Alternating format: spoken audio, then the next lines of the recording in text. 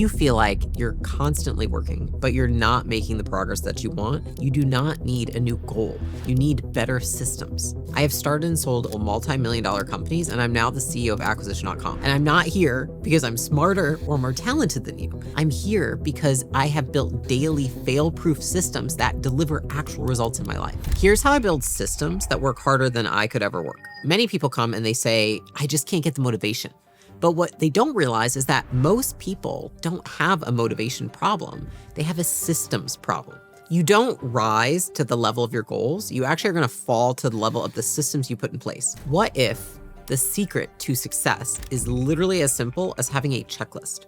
And so if you're watching this video, what I want you to do is this: write down your biggest goal. It can be anything. It can be getting the body you've always wanted, paying off debt, starting your own business, building a social media following. Goals are so limiting. Goals are usually emotionally driven. We think we have a feeling and then we say, I've got this goal. Whereas systems are execution driven. And so I think of it like this: goals are like a compass. Systems are the car, the plane, or the yacht that are gonna get you to the destination. I think one of the best things that I ever did for myself was decide that I wanted to lose 85 pounds. Because in doing the process, in going through the process of losing 85 pounds, what I realized was that it wasn't about how badly I wanted to lose 85 pounds. Me wanting to lose 85 pounds when I was 18, when I still weighed 225 pounds, versus when I was 19 and I actually started losing the weight, I had no more or less desire. The same amount of desire existed. A lot of people think if you want it bad enough, you'll get the goal.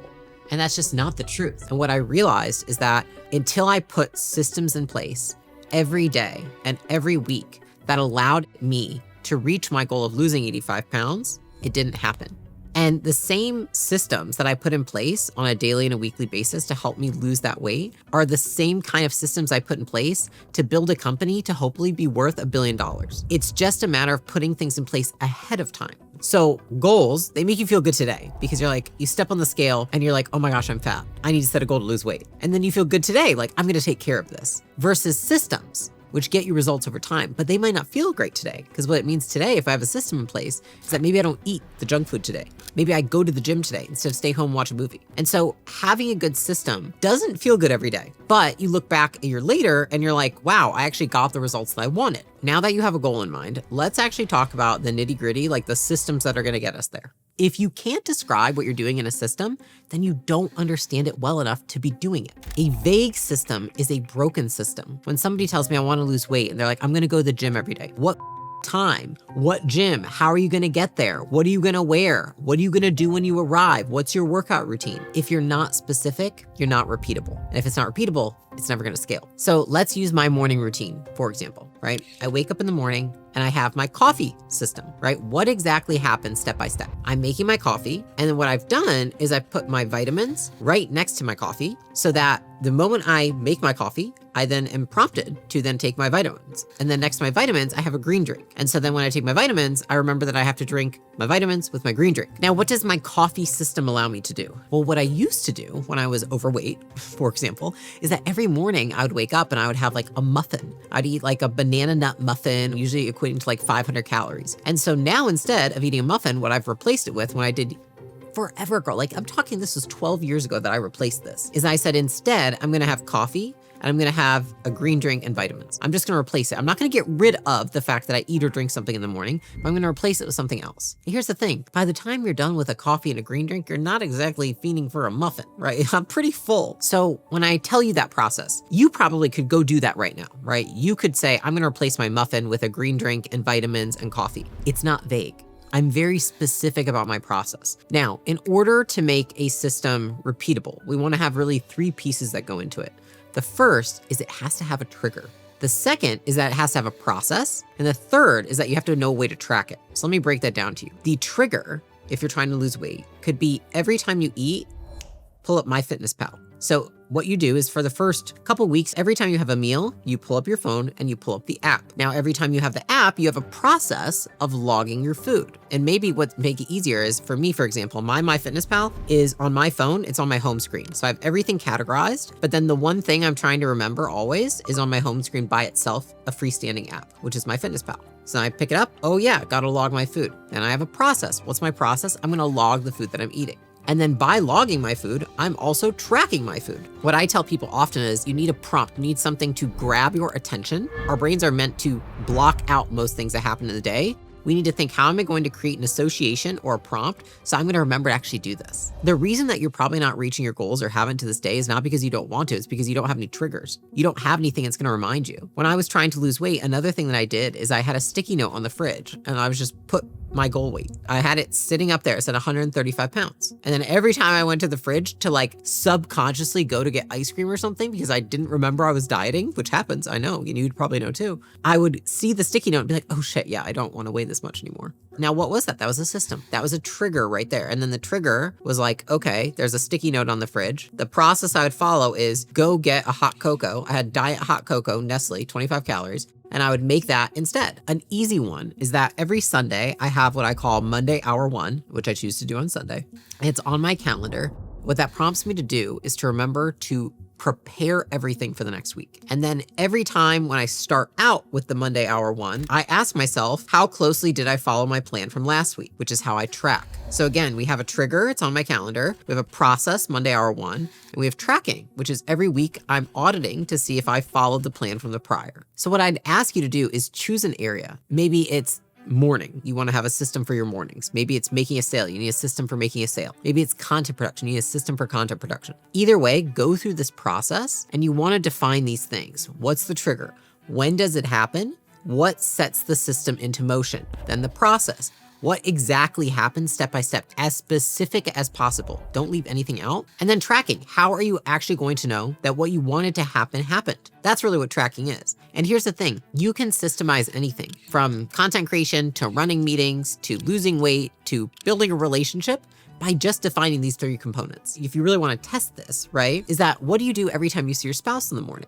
I have trained myself that the moment that I see my spouse, first time during the day, I immediately smile and I run towards him like a little kid at Christmas. Why have I done that? Because it's a trigger. I see my spouse, which then creates a process, run and smile towards him, which then creates, I don't want to tell you how I track it, but it just tells you that we have a great relationship, right? And it leads to having a closer relationship with that person. And so the reality is you can use this to apply to any area of your life. The next thing we want to do when we've put a system in place, we understand the trigger, we've got the 3-part process, is we want to eliminate emotional resistance. Because if you're always trying to push through this resistance, then the problem isn't you, it's your system. So think about it like this. If you're trying to lose weight, and somebody makes all of your meals ahead of time. And all you have to do is just show up to the table and they bring the food to you. And maybe they even feed the food to you, right? You just have to eat the food that's in front of your face. Doesn't that seem a lot more scalable? Doesn't it seem like it takes out this level of emotional component from the dieting? It makes you feel like, wow, if that actually occurred, things would feel easier. Now, why would they feel easier? Because it's removed friction from the process. Now, why is that? Why does that feel better when we think about that? Like, wow, if somebody actually made every single meal for me and then just brought it to me, it would be way easier to adhere to my dieting. That is because you spend more time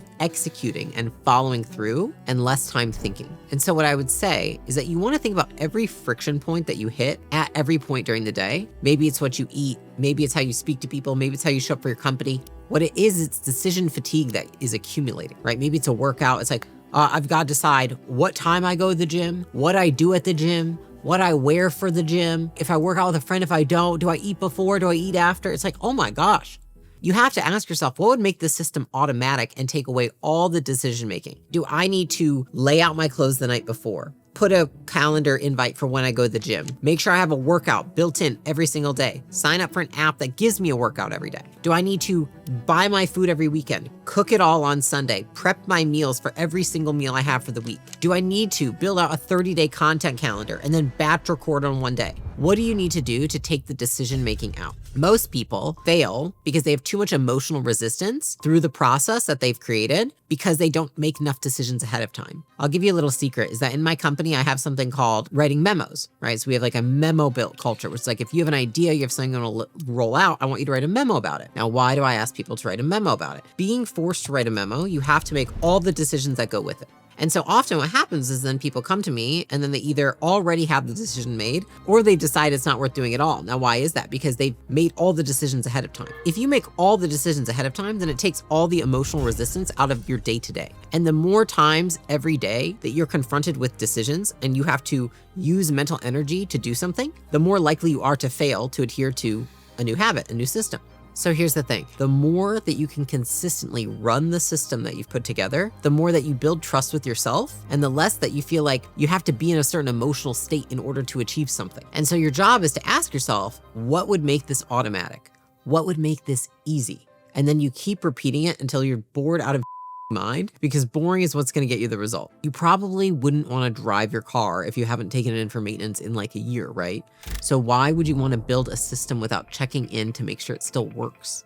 If you don't measure the efficiency of your system, you can't improve that system. So once you have it and you've identified what's the trigger, what's the process, how am I going to track it, and can I scale it?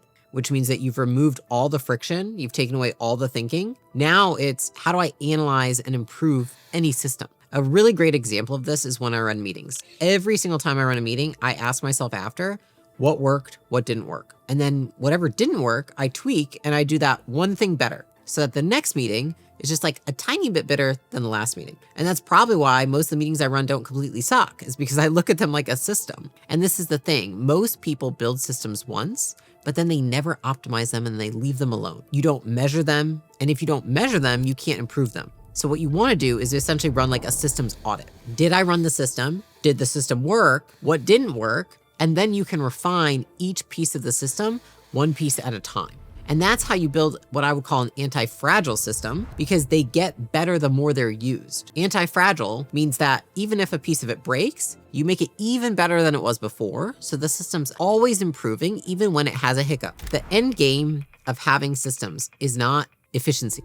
It's having freedom, because when you have systems in your life that don't involve your mental brain power to think about every day, and they can essentially run without you, meaning like they run without you thinking, then that's when you start to actually grow and see results in your life. And the goal isn't to work harder, it's to build machines and build systems that work for you. There was a Harvard business study that found that businesses that regularly automate and optimize their processes are actually 50% more likely to outperform their competitors. So automating a system, not just building a system, makes it more effective and reliable. And it can actually give you a really competitive edge. So like, imagine that you're trying to increase your savings. So you set up an automated transfer from your paycheck to your savings account every month or every 2 weeks. That itself is a system. But what if you never audit it? What if your income changes, your expenses increase? Without tracking and tweaking and looking at the system, your system becomes outdated. And so the power of the system lies not just in creating them, but constantly refining them to match your reality. If I did the same workout today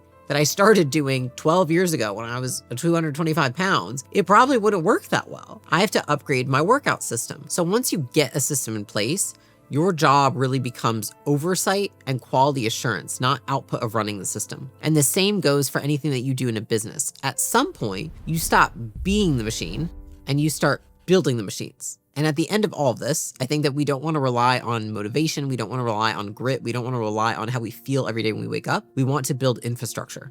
High performers don't push harder. They actually just build smarter systems. Everything in my life runs on a system, and that's why it works, right? I have a system for working out. I have a system for eating. I have a system for running my company. I have a system for hiring, for my marriage, right? Like, my systems allow me not to think about things. And now I will say this, anytime I have a new goal, I have to think of a new system. But I'm very prudent in terms of how many things that I actually add. Most of the time, I just keep repeating the ones that I have worked and I repackage them with new goals, or I upgrade them and I audit them. And so this means the more that you consistently execute, the more self-trust you build, and the less you're gonna rely on motivation. I don't rely on motivation to eat well, to work out, to run my company, to run my marriage, like none of it. I just rely on systems I have in place. And so I really want you to think that through. The more consistently that you can run the system that you've put together, the more trust you build with yourself, and the less that you feel like you have to be in some certain emotional state in order to execute something. That's just a fallacy. You're never going to be in the right emotional state. It's just unrealistic. If this video helped you reframe your thinking, you can go ahead and subscribe to my channel and check out my next video.